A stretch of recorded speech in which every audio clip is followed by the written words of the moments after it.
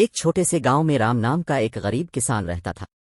اس کی بیوی سیتا اور 2 بچے تھے۔ انہوں نے سادہ زندگی گزاری، فصلیں اگانے اور جانوروں کی پرورش کے لیے سخت محنت کی۔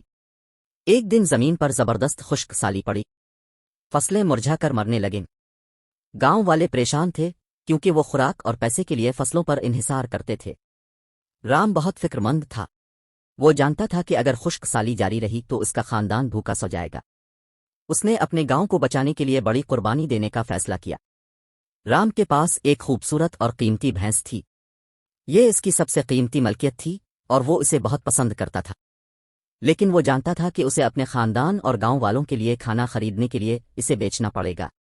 رام نے اپنی بھینس بیچ دی اور اس رقم کو گاؤں والوں کے لیے کھانا اور پانی خریدنے میں استعمال کیا۔ اس نے کچھ رقم ایک کنواں کھودنے کے لیے بھی استعمال کی تاکہ گاؤں والوں کو اپنی فصلوں کے لیے پانی میسر ہو۔ گاؤں والے رام کے بہت مشکور تھے۔ انہوں نے اس کی مہربانی اور سخاوت کا شکریہ ادا کیا۔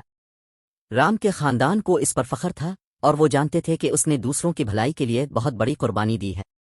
وقت گزرنے کے ساتھ ساتھ خشک سالی ختم ہوئی اور فصلیں دوبارہ اگنے لگیں۔ گاؤں والے اپنا اور اپنے خاندان کا پیٹ پالنے کے قابل تھے۔ انہوں نے رام کی عظیم قربانی کو کبھی فراموش نہیں کیا اور انہیں ہمیشہ ہیرو کے طور پر یاد رکھا۔ رام کی کہانی ہمیں رحمدلی، سخاوت اور قربانی کی اہمیت سکھاتی ہے۔ یہ ہمیں دکھاتا ہے کہ مشکل وقت میں بھی ہم دوسروں کی ضروریات کو اپنی ضروریات کو سامنے رکھ کر ان کی زندگیوں میں تبدیلی لا سکتے ہیں۔